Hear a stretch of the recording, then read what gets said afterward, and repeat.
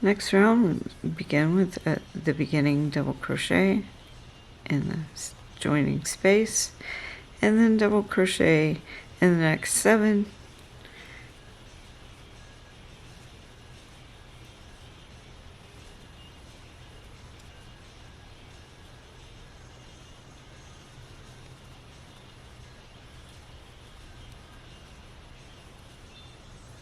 and then 2 and 1.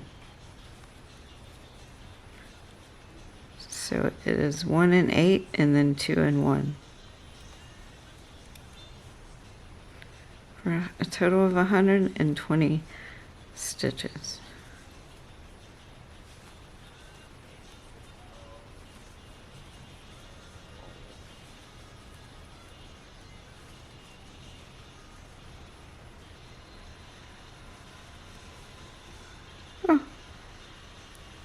And I'll see y'all on the other side after I do this last 2 and 1.